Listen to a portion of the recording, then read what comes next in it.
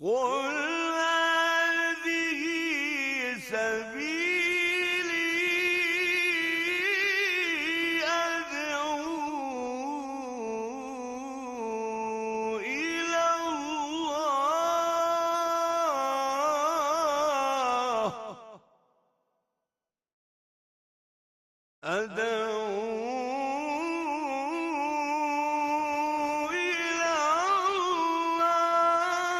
على بصيرة أنا ومن اتبعني وسبحان الله وما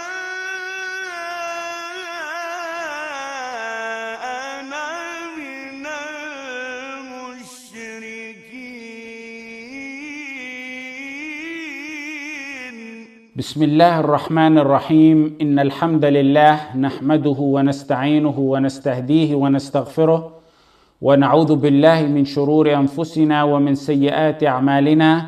من يهده الله فلا مضل له ومن يضلل فلا هادي له، وأشهد أن لا إله إلا الله وحده لا شريك له، وأشهد أن محمدا عبده ورسوله صلى الله عليه وعلى آله وأصحابه وسلم تسليما كثيرا. أما بعد. This is our 27th class on Al-Usool Ath-Thalaathah, and alhamdulillah that I got this far. And we're still on the third chapter, the core chapter, we said, the main part of the book. And the sentence we left off at, وَأَعْظَمُ مَا أَمَرَ اللَّهُ بِهِ التوحيد وهو إفراد الله بالعبادة. And the greatest of all that Allah commanded is Tawheed. Tawheed, to single Allah out with worship. To believe in His unity, which entails offering all worship to Allah subhanahu wa ta'ala and only to Allah. The proof is that this is the greatest matter is all throughout the Quran. However, the verse the author used and chose is a very wise choice. And we'll see why and how. The verse that he chose for proof is وَاعْبُدُوا اللَّهَ وَلَا تُشْرِكُوا بِهِ شَيْئًا. Worship Allah and join none with His worship. وَبِالْوَالِدَيْنِ إِحْسَانًا. So the first matter Allah orders is Tawheed and to stay away from shirk. Second, وَبِالْوَالِدَيْنِ إِحْسَانًا وَبِذِي الْقُرْبَى, and to do good to the parents and kinsfolk. وَالْيَتَامَى وَالْمَسَاكِينَ. The orphans and the masakin are what's considered poor. وَالْجَارِ ذِي الْقُرْبَى, the neighbor that's near of kin. Then after that, وَالْجَارِ الْجُنُبِ, the neighbor who's a stranger. وَالصَّاحِبِ بِالْجَنْبِ وَابْنِ السَّبِيلِ, and the companion by your side and the wayfarer that you meet. وَمَا مَلَكَتْ أَيْمَانُكُمْ إِنَّ اللَّهَ لَا يُحِبُّ مَنْ كَانَ مُخْتَالًا فَخُورًا. And those slaves whom your right hand possesses, Allah does not like those who are proud and boastful. This is a very important verse. The verse mentions many rights, 10 of them actually to be precise. 10 essential rights and duties that you're ordered to do. The first one of the 10 important rights or duties is ibadah to Allah and deterrence from its opposite, which is shirk. So the author is trying to tell us the most important matter Allah ordered and commanded is this Tawheed. The Tawheed that we've been studying about, the Tawheed of Millat Ibrahim Hanifa, to worship Allah and to worship Him a pure worship. The creation were created to worship in Tawheed. أَفَحَسِبْتُمْ أَنَّمَا خَلَقْنَاكُمْ عَبَثًا وَأَنَّكُمْ إِلَيْنَا لَا تُرْجَعُونَ. You think that we created you in play, and you have no purpose in this life, and that you're not going to be brought back to be questioned? أَيَحْسَبُ الْإِنسَانُ أَنْ يُتْرَكَ سُدًى. Does man think that he will be left unaccounted for and neglected? We weren't created in vain. We were created to worship, to follow the ordains and to refrain from the forbiddens. The most important of all that is Tawheed. The most important order is Tawheed. The most important matter to refrain from is Shirk. Rest assured, all of Allah's commands are important. Every single one of them. All of them. All that which Allah told us to do, subhanahu wa ta'ala, and what the Prophet sallallahu alaihi wasallam ordered us. When it comes to legislation, it's as if it's all from Allah. And we talked about that earlier. However, not all of Allah's commands are at the same level. They're all important. They're all essential. We can't diminish their importance. But some are more important than others. Some haram or prohibitions are worse than others. Some ordains are more important than others. The most important of all is your Tawheed. And I'm sure everyone got that by now. We stress that a lot. Tawheed is important. Why? Why is Tawheed important? Because you didn't enter Islam except with Tawheed. And the opposite of that is what exits you out of Islam. Wal-'iyadhu billah. Your ultimate success and failure relies on it. The messengers never called for anything before it, nor did they deter from anything before deterring from the opposite of Tawheed.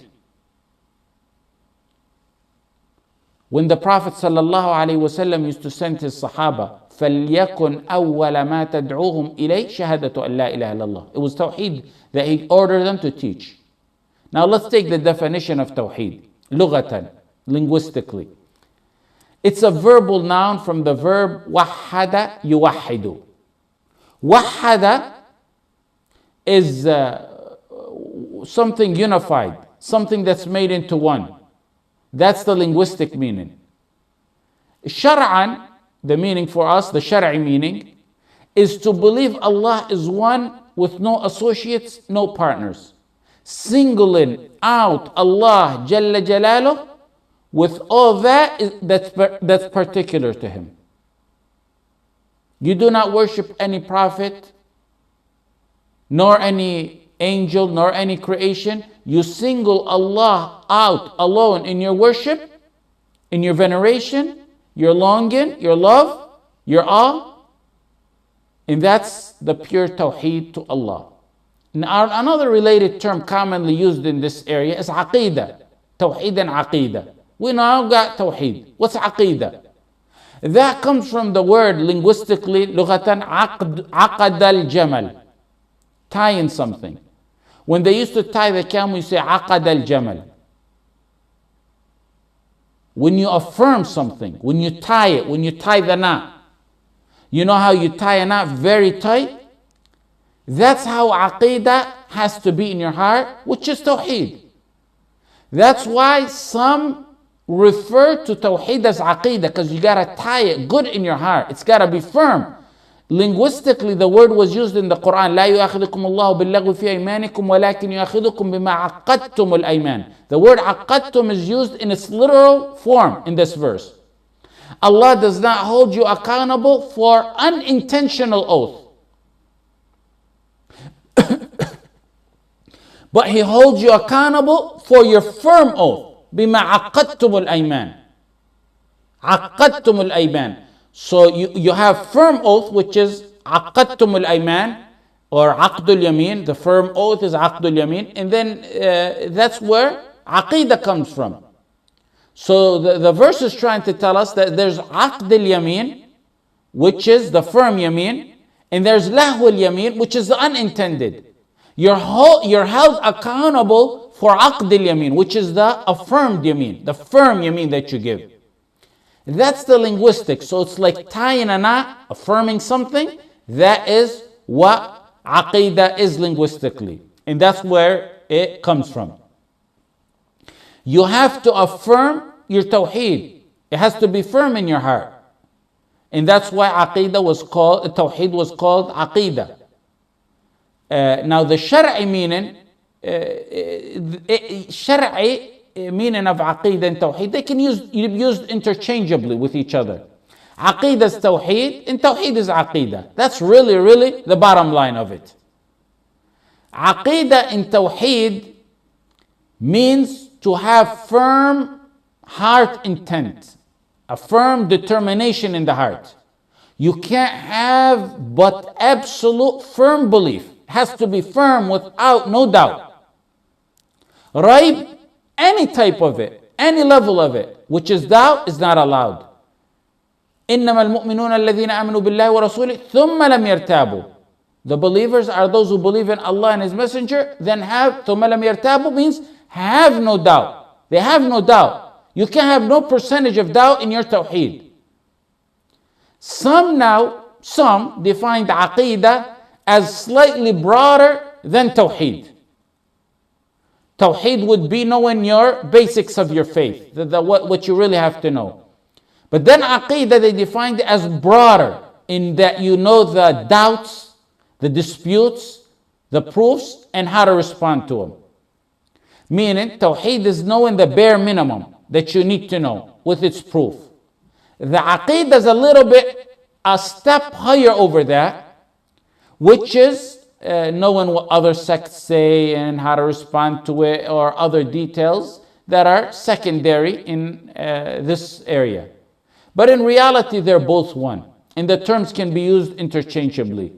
Because why I say that? Because some of the Salaf named their Tawheed books Aqidah. Abu Uthman al-Sabuni rahimahullah in his book Aqidat al-Salaf, Ashab al-Hadith, he named his book on Tawheed Aqidah. He considered it Aqidah.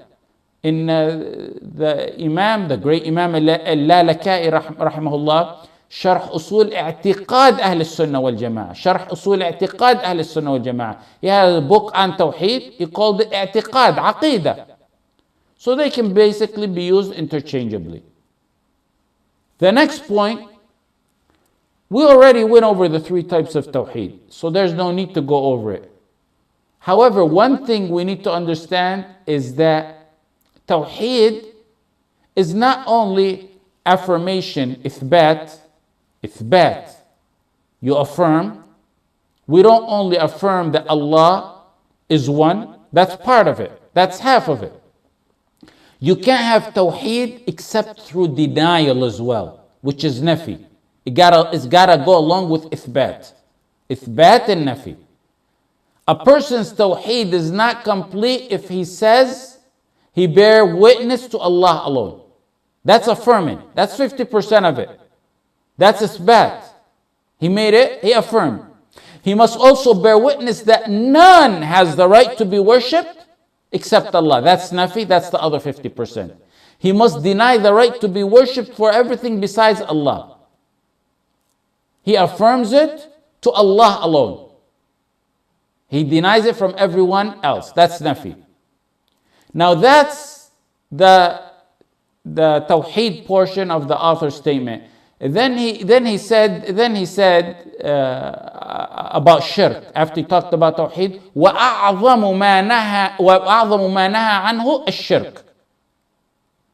The worst matter that Allah prohibited or forbade is shirk, which is associating partners with Him. And then he defined shirk, وَهُوَ دَعْوَةُ غَيْرِهِ مَعَهُ, to invoke others beside Him along with Him. Keep in mind how he defined shirk. To invoke others beside him, along with him. وَالدَّلِيلُ قَوْلُهُ تَعَالَى وَاعْبُدُوا اللَّهَ وَلَا تُشْرِكُوا بِشَيْءٍ. Of course, then he mentioned the proof. Worship Allah alone and purely for Allah, and don't associate anything along with Allah. Remember a second ago on Tawheed, I used the proof that the author used to show that the most important matter is Tawheed. وَاعْبُدُوا اللَّهَ وَلَا تُشْرِكُوا بِهِ شَيْئًا. When Allah gave the series of orders, we said 10 orders, the rights. The first one was pertaining to Tawheed and Shirk. That in itself is proof that the most important warning is to Shirk. Because وَاعْبُدُوا اللَّهَ وَلَا تُشْرِكُوا وَلَا تُشْرِكُوا. That was very wise choice, like I said, by the author to choose this verse out of the many in the Quran to show that Tawheed is the most important, that the Shirk is the biggest forbidden. However, similar to that verse is قل تعالوا أتل ما حرم ربكم عليكم ألا تشركوا بي شيئا وبالوالدين إحسانا ولا تقتلوا أولادكم من إملاق ولا تقتلوا أولادكم من إملاق نحن نرزقكم وإياهم ولا تقربوا الفواحش ما ظهر منها وما بطن ولا تقتلوا النفس التي حرم الله إلا بالحق ذلكم وصاكم به لعلكم تعقلون. And the verse says, قل تعالى أتل ما حرم ربكم. Say, O Muhammad sallallahu alayhi wasallam, I will recite what your Lord has prohibited upon you. You can't join anything in worship to Allah. That's number one. And that's our point over here. Number two, you have to be good and dutiful to your parents. Number three, don't kill your children. And they used to kill them because of poverty. Don't kill your children because of poverty. We will provide sustenance for them and you. Or for this verse, it's you and them. And number four, don't go near al-fawahish. ما ظهر منها وما بطن ولا تقتلوا النفس. The fifth one is, don't kill anyone whom Allah has forbidden. Over here, the verse mentions five of the greatest forbiddings. The one to top the list, number one, is shirk. That's our point. Shirk is the greatest transgression. Allah said about it, إِنَّ الشِّرْكَ لَظُلْمٌ عَظِيمٌ. It's a great, manifest transgression in Surah Luqman. Let's take the definition of shirk. Shirk comes to mean linguistically a share or a portion. There's a hadith that uses it linguistically, which is من أعتق شركا له في العبد. Whoever frees shirkan of a slave. What does it mean? Whoever frees a shirkan of a slave. Whoever frees his portion, his ownership of the slave. Meaning his portion of the slave. It also comes to mean equal. Tariq mushtarak. A mushtarak pathway means a pathway that everyone's equal in it. So it also comes to mean tariq mushtarak, which is equal. Over here, the author meant both shirk, the major and minor, not just the major. He defined shirk as da'watu ghayrihi ma'ahu, to call others with him. But can that only be shirk? He said to call, to invoke others with Allah. Is that how we define shirk? Is that really the true definition? And why did he define it like that? Is it just only invoking and calling Allah that's shirk? Or is it broader than that? And why did he say that? Why did he only use invoke or calling? Look closely at the verse in Surah Al-Jinn. وَأَنَّ الْمَسَاجِدَ لِلَّهِ فَلَا تَدْعُوا مَعَ اللَّهِ أَحَدًا. And the masjids are for Allah alone. So don't invoke anyone with Allah. وَأَنَّ الْمَسَاجِدَ لِلَّهِ فَلَا تَدْعُوا مَعَ اللَّهِ أَحَدًا. تدعو. He said, and don't invoke. Invoking, calling, make dua. It also means worship in this verse. In this verse, in Surah Al-Jinn, it means worship. Tad'u means worship. So why did the author use the definition?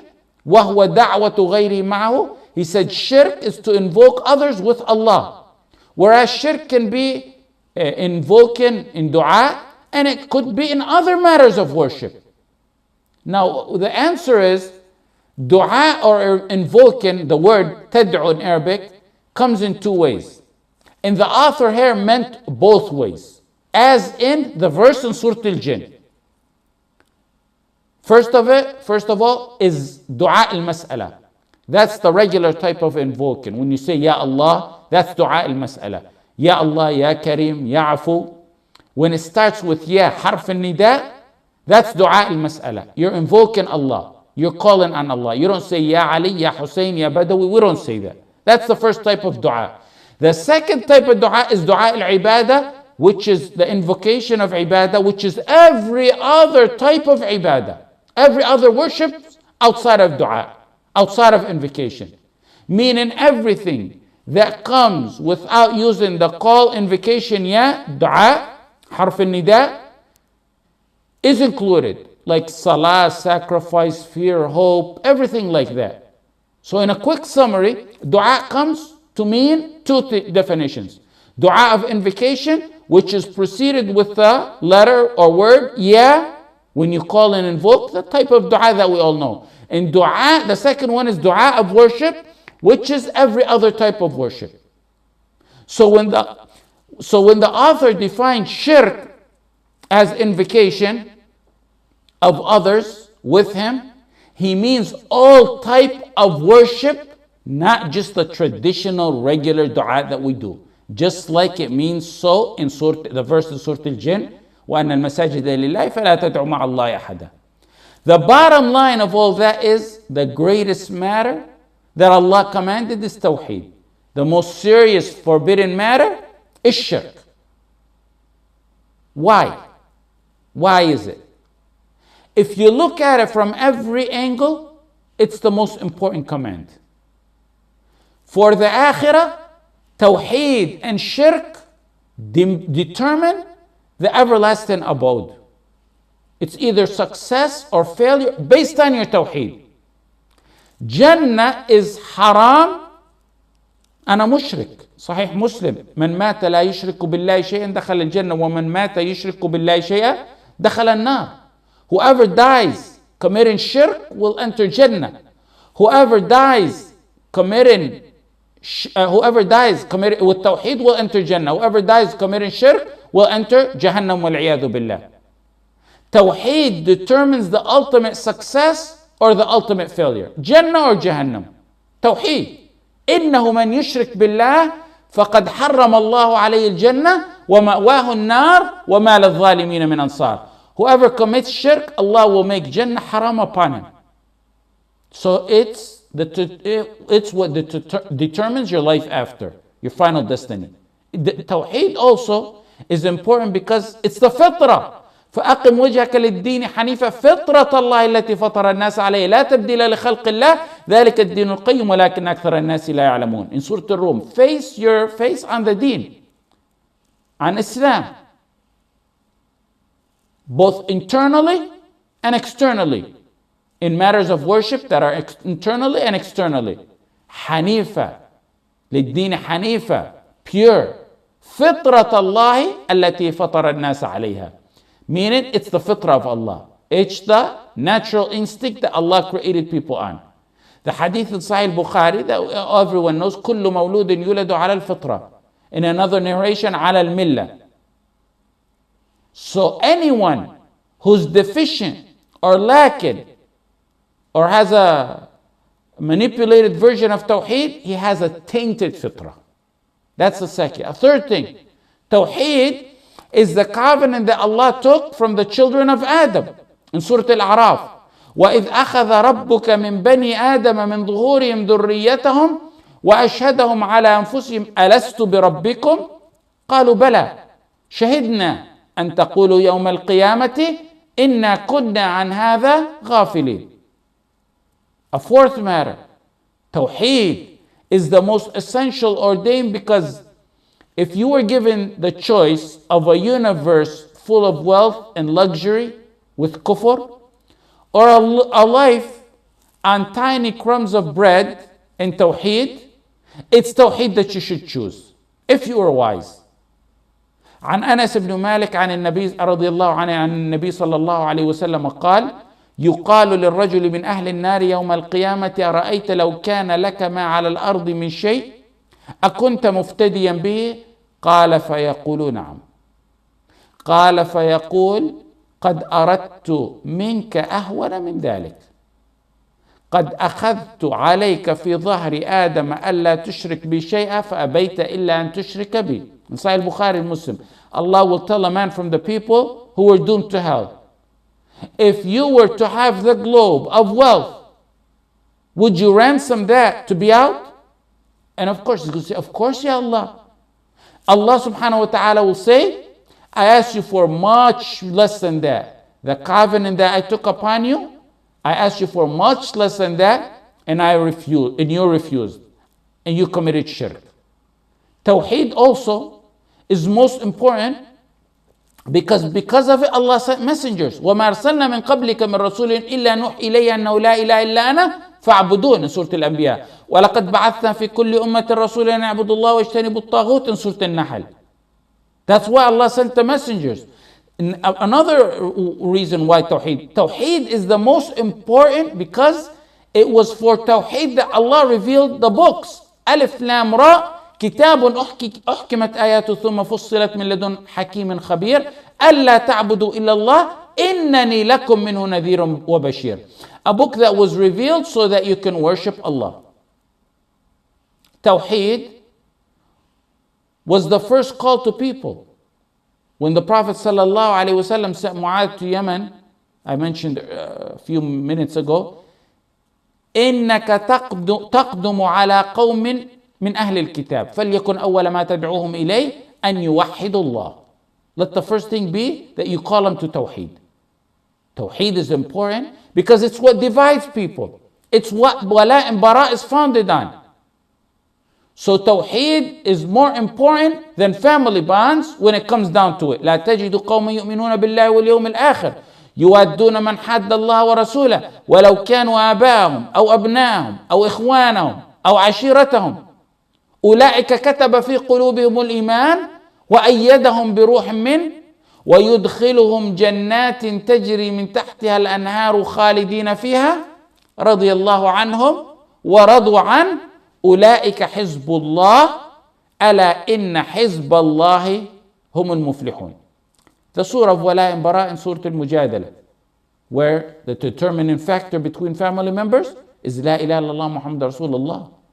Tawheed is the word that makes the difference between us and the people of the book. قل يا أهل الكتاب تعالوا إلى كلمة سواء بيننا وبينكم ألا نعبد إلا الله ولا نشرك به شيئا. In Surah Al Imran, Allah says, O people of the scripture, come to a word that is just between us and you. What's the word that's just between us and you? The word of Tawheed. Tawheed is the first ordained, and its opposite, it's the first prohibition. قُلْ تَعَالَوْا أَتْلُ مَا حَرَّمَ رَبُّكُمْ عَلَيْكُمْ أَلَّا تُشْرِكُوا بِهِ شَيْئًا. The verse we mentioned earlier. So it's the first ordained, and its opposite is the first prohibition. Tawheed is Allah is right over us. فَإِنَّ حَقَّ اللَّهِ عَلَى الْعِبَادِ أَنْ يَعْبُدُوهُ وَلَا يُشْرِكُوا بِهِ شَيْئًا. It's a right of Allah over us, like he said in the hadith, the Prophet ﷺ. Tawheed is the most important ordained because it demolishes sin. يَا ابْنَ آدَمَ إِنَّكَ لَوْ أَتَيْتَنِي بِقُرَابِ الْأَرْضِ خَطَايَا ثُمَّ لَقِيتَنِي لَا تُشْرِكُ بِي شَيْئًا لَأَتَيْتُكَ بِقُرَابِهَا مَغْفِرَةً. Drops of Tawheed demolish and melt down mountains of sins. O son of Adam, in the Hadith al-Qudsi, if you were to come to me with sins that are close to filling the entire globe, the entire earth, the entire universe, and you meet me without ascribing any partners to me, I would certainly forgive you. Drops of Tawheed demolish mountains and mountains in a globe full of sins. Tawheed is the most important command, most essential command, because ولو أن it means for barakah. ولو أن أهل القرى آمنوا واتقوا لفتحنا عليهم بركات من السماء والأرض ولكن كذبوا فأخذناهم بما كانوا يكسبون. If they would have believed, we would have gave them barakah. If the people of the town had believed and had taqwa, piety, certainly we would have opened, if they would have believed, which is La ilaha illallah Muhammad Rasulullah, we would have opened for them the blessings from the heavens and the earth. But they disbelieved. So we took them with punishment. فَأَخَذْنَاهُمْ بِمَا كَانُوا يَكْسِبُونَ. For what they had used to do and they earned. Tawheed is the first question in the grave. يثبت الله الذين آمنوا بالقول الثابت في الحياة الدنيا وفي الآخرة. You see why the author said the most important is Tawheed and its opposite is the biggest forbidden? It's the first question in the grave. Allah will keep firm, the verse says, Allah will keep firm those who believe with the word of firm. يثبت الله الذين آمنوا بالقول الثابت in this life, with the firm word, in this life and in the life after. The part in the life after is by ijma' of ulama, the question in the grave, which is Tawheed. Tawheed is important because in order to get intercession, the number one rule is Tawheed. أسعد الناس بشفاعة من قال لا إله إلا الله خالصا من قلبه. The Prophet ﷺ said, to get shafa'ah, the most fortunate of people to get my shafa'ah, my intercession, on the day of resurrection, are those who say La ilaha illallah, Tawheed, purely and sincerely from their heart. They are the ones who are most fortunate to get my shafa'ah, my intercession. Tawheed is the most important command or ordained because it's the way for leadership on this earth. وعد الله الذين آمنوا منكم وعملوا الصالحات ليستخلفنهم في الأرض كما استخلف الذين من قبلهم وليمكنن لهم دينهم الذي ارتضى لهم وليبدلنهم من بعد خوفهم أمنا يعبدونني لا يشركون بي شيئا ومن كفر بعد ذلك فأولئك هم الفاسقون. In Surah An-Nur, Allah promised He will certainly grant us succession, make us rulers and leaders on this earth, in this earth. But what's the condition after all the promise? يعبدونني لا يشركون بي شيئا. They worship me and commit no shirk. Tawheed is the most important command because it brings you content and happiness in this world. Why do you think the Prophet ﷺ taught the young boy when he was a young boy, Ibn Abbas, back when he was a young boy? Why do you think he taught him? If the world, وَعْلَمْ أَنَّ الْأُمَّةَ لَوْ اجْتَمَعُوا, if the world came to benefit you, they won't benefit you unless Allah wrote it for them. And if the globe came after you to harm you, they will not harm you unless Allah wrote it. Because if He raised His children, if you and I raise our children like that, on Tawheed like that, you're going to live a happy, content, stress-free life. We can go on why Tawheed is the number one command from Allah. And of course, impliedly included in all what I said, if it's the most important command, its opposite is the number one forbidden from Allah. Moving on, he said, وَالدَّلِيلُ قَوْلُهُ تَعَالَى وَاعْبُدُوا اللَّهَ وَلَا تُشْرِكُوا بِهِ شَيْئًا. Let's go back to the proof that he said. We said this is a very comprehensive proof that shows that the biggest obligation is Tawheed and the biggest forbidden is shirk. وَاعْبُدُوا اللَّهَ. The verse is وَاعْبُدُوا اللَّهَ. Who's Allah directing the speech to? Is it Muslim and Kafir or Muslim alone? It's actually for Muslim and Kafir. It includes Muslim and Kafir. It's for all mankind. And it's more specific in another verse in Surah Al-Baqarah. Ya ayyuhan nasu u'budu rabbakum. O you mankind. Allah didn't say, O you who believe, O you mankind. When Allah mentions that ibadah is for everybody, He's ordering everybody to do ibadah and worship La ilaha illallah. But when He mentions the fruits of it, it's only for the believers. ذَلِكَ الْكِتَابُ لَا رَيْبَ فِيهِ هُدًى لِلْمُتَّقِينَ. The benefit of the book is only for who? Everybody? No. It's for those who are pious, the believers. The non-believers are excluded. But the order to worship goes for the Muslim and Kafir. The fruits are only for those who believe. وَاعْبُدُوا. He orders ibadah. What type of ibadah here? The ibadah here is not restricted. So it's any type of ibadah. It's general and it's left open. So it's every ibadah, the principal root, foundation ibadah, which is Tawheed in itself. And then all secondary types of ibadah, salah, siyam, hajj, fear, love, hope, dua. وَاعْبُدُوا اللَّهَ وَلَا تُشْرِكُوا بِهِ شَيْئًا. And it has to be ikhlas and mutaba'ah. It's got to be based on Tawheed first.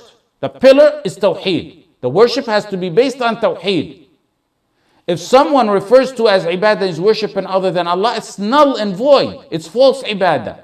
It's not ibadah. It's null and void and false ibadah. Ibadah without Tawheed is like salah without wudu. Just like your salah is not accepted without wudu, ibadah is not accepted without Tawheed. Shirk voids Tawheed, just like breaking your wudu invalidates your tahara, your purification. وَلَا تُشْرِكُوا بِهِ شَيْئًا. Allah ordered us to worship Him alone. Then He deterred from shirk. He said, don't commit no shirk. وَعْبُدُ اللَّهَ, it means to worship Allah alone. If they worship Allah alone, then وَعْبُدُ اللَّهَ in itself doesn't need no additions. It's sufficient in itself. That in itself deters from shirk. But there's also a nafi part. وَعْبُدُ اللَّهَ وَلَا تُشْرِكُوا بِشَيْءٍ, to assure the matter. The next part of the verse, which is the matter that we said is nafi, وَلَا تُشْرِكُوا بِشَيْءٍ, to ensure that one will not associate partner in any way. It's not initiating a new concept, it's elaborating on وَعْبُدُ اللَّهَ. When he followed وَلَا تُشْرِكُوا, that's to affirm.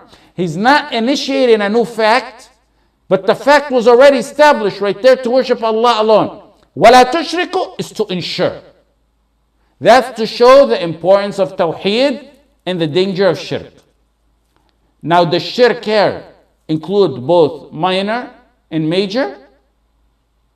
The verse is broad, and that's how it's best to leave it. It's broad. It includes both major and minor shirk. We spoke in the past on minor shirk. If you remember, you can go refer back to it. Let me give you the grammatical breakdown for those who want to show you how shirk is actually a general to encompass minor and major. And paying attention. I want to go through it quickly.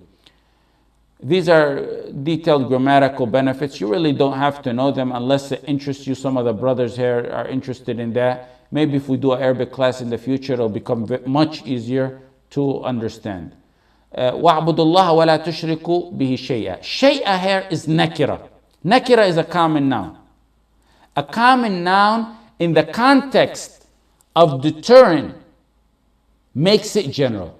Shay'a nakira fi siyaq al-nahi fata'um. A common noun, nakira, in the context of a sentence of deterrent makes the matter general. So shay'a means everything. Everything associating an angel, messenger, prophet, saints, anything. Shay'a includes everything. So the general speech in tushriku, do not commit shirk, that's everything. But to top it off more, the nakira, shay'a, adds emphasis also as well. Because this is a dangerous matter. Through all that, keep in mind that even though the verse would have been perfectly okay without shay'a, it was added for emphasis because it's a dangerous matter.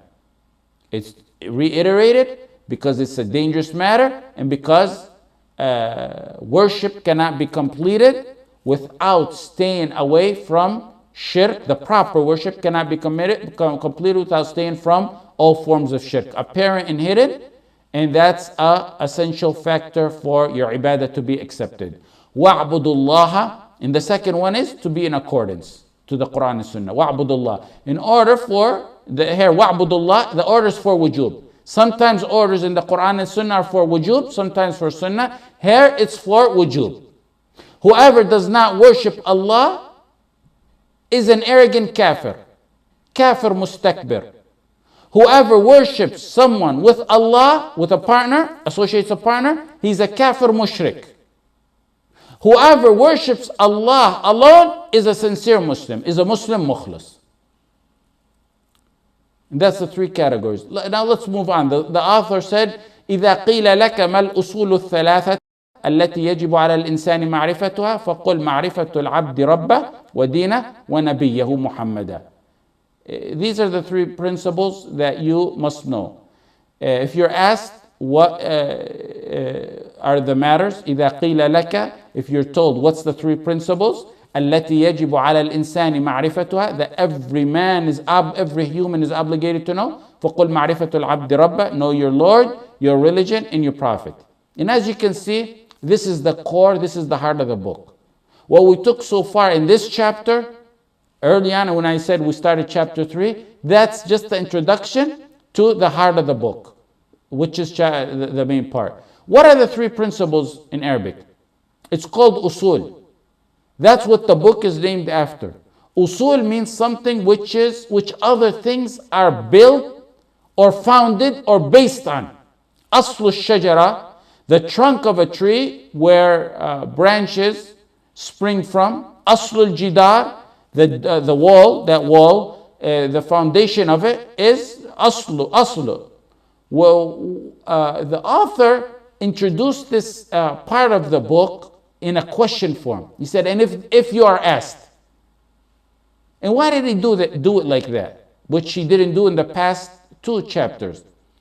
Because it's important, of course, and you wanted to draw attention like that. And it's a tactic used by writers, scholars, and ulama, the question and answer format. It's a change. It's a good style. It draws attention, gets your attention, instead of the systematical laying out of information that's used by many educators. So that's a good way to draw attention. I believe, however, the author initiated this portion of the booklet in a question and answer like format, unlike the previous 2 chapters where he could have said, and the 3 principles are, and he would have went ahead with it. The reason I believe he did that is possibly because these 3 questions, these 3 principles, are the ones you're going to be asked about it. So it suits it that he brought it in a question form.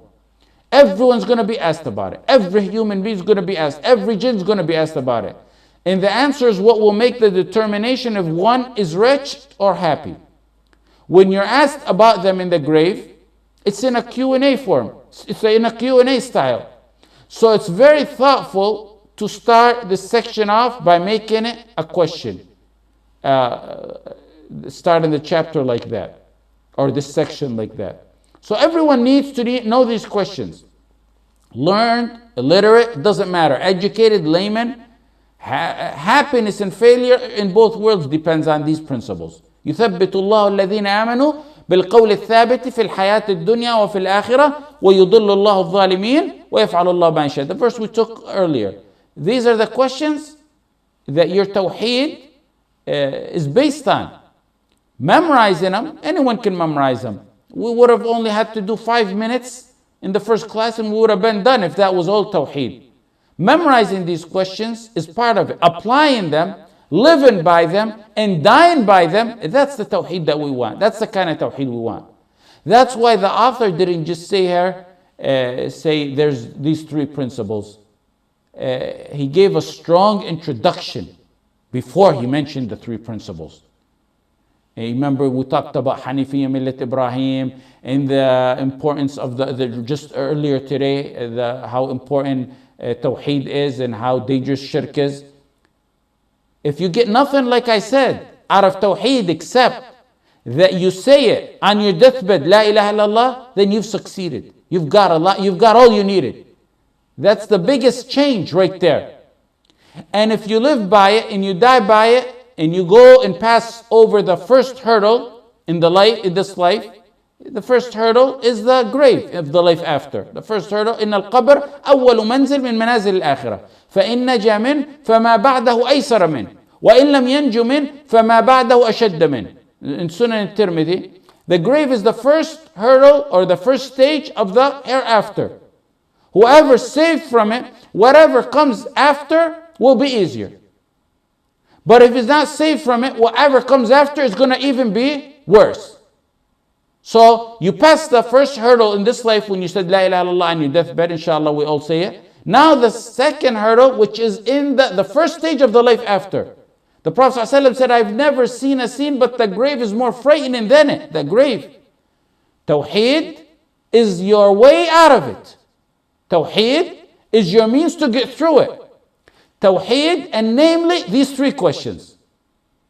In the grave, these 3 questions in the grave, these 3 questions are like the relationship between a heart and a body as pertaining to your life in the grave, the life of the barzakh.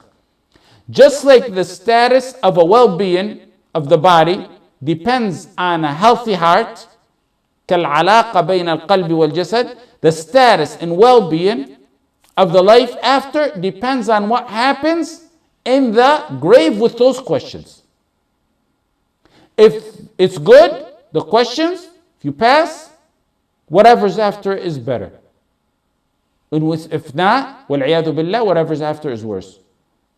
When the most cherished, loved ones put the dirt over the deceased hears the footsteps of those walking away, and two angels come and they sit him and ask him. And at this point, your means of rescue in the stomach of the earth, lonely, in the grave, under the dirt, is Tawheed. What you did in Tawheed. After the soul's restored to the body, the fearsome, the scary angels, Munkar and Nakir, they come for interrogation. They sit someone up and they ask him, who's your Lord? The believing soul will say, my Lord is Allah. What's your religion? And this is Al-Usool Ath-Thalaathah. What's your religion? My religion is Islam. Who is the man who was sent amongst you? And it's Muhammad sallallahu alayhi wasallam. Quickly goes over him. He studied Tawheed. He lived by Tawheed. He died by Tawheed. That's the first stage. If he's healthy in that stage, then that's it. After that, it's going to be better. Then they were asking him, how did you get this knowledge? What was the source of your knowledge? And he will reply, I have read Allah's book, I believed in it, and I declared it to be true. That portion of the hadith is in Sahih Bukhari. Now, if he's among the evil ones, وَالْعِيَاذُ بِاللَّهِ, who's your Lord? I don't know. Alas, I don't know. What's your religion? I don't know. Nas'alullah as-salama. What about the messenger? Sallallahu alayhi wasallam. I don't know. Now, no, he doesn't know. But look what he says. He says, I don't know. But I used to say what the people used to say. I used to say what people used to say. And it will be told to him, you didn't know, nor did you take the guidance, meaning the guidance of the Quran. The people who pass will be told, look at your place in hellfire. Allah has given you, and they will see an opening in the grave, then Allah will give, they will see their place in paradise, and they will say, they will be told that's what's awaiting you. The dead person will be both righteous and not righteous, will see both places. The non-believer, after not answering, will be hit with an iron hammer between his ears, and with a force that's so violent that it'll crumble a mountain, and he will cry. And that cry will be heard by everything, whatever approaches him, except a human being and jinn. A call is then heard from heaven. He lied, spread out the carpets of hell for him, and take him to his place in hell. Nas'alullah as-salama. اللهم إنا نعوذ بك من عذاب القبر اللهم نجنا من عذاب القبر اللهم أعذنا من عذاب القبر. Then after that, ugly beings wearing ugly garments and giving out foul, offensive orders come to the disbelieving soul. And they say, be grieved with what displeases you. And of course, the opposite is true for the righteous. Be grieved with that which displeases you. This is the day that you have been promised. This is the day we told you about. And he's going to ask, who are you? Who are you? Your face is so ugly. It looks like evil. And that person will say, I am your wicked deeds. Of course, to the believer, we don't want to go through the whole hadith. The believer, the opposite is true. النار يعرضون عليها غدوا وعشيا ويوم تقوم الساعة أدخلوا آل فرعون أشد العذاب. They are exposed to the fire morning and afternoon.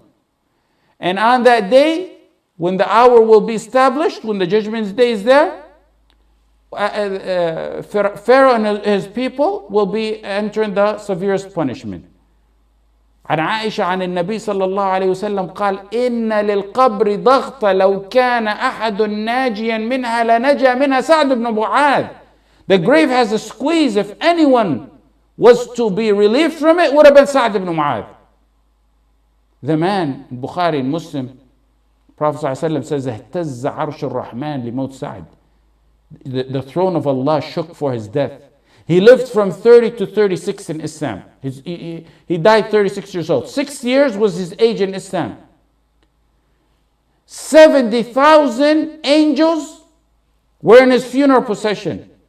Allah's throne shook from when he died. If anyone was to be relieved from that squeeze, it would be Sa'd ibn Mu'adh. Scary, terrifying. But what's slightly comforting is what Abu al-Qasim al-Sa'di in his book Al-Ruh said, no one's relieved from the squeeze of the grave except the righteous.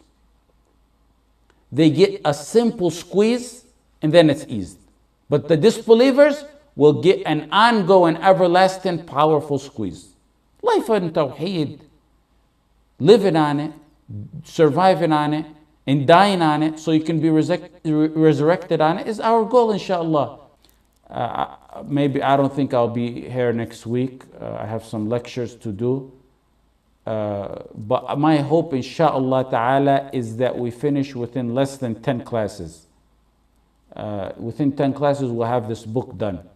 And I think next month or either at the end of January or February, I don't have as many other obligations and lectures. So we can probably have 2 per week. We can finish this book. Allahumma arzuqna husn al-khatimah. واجعل خير أعمالنا خواتيمها واجعل خير أيامنا يوم لقائك اللهم ثبتنا عند الموت بلا إله إلا الله وثبتنا عند سؤال الملكين بالقول الثابت واجعل قبورنا روضة من رياض الجنة ولا تجعلها حفرة من حفر النار. So inshallah we'll stay posted for the announcements, and like I said, it'll probably be within less than 10 classes that we finish this book. Less, that's maybe 8. It depends on each timing of the class. So I'm saying this to keep you inspired. Don't give up hope. If you reach this far, there's only a little bit left, not much left. And after that, we will discuss with you and inshallah our brothers and sisters who follow us online what other books they favor. The pace has to step up a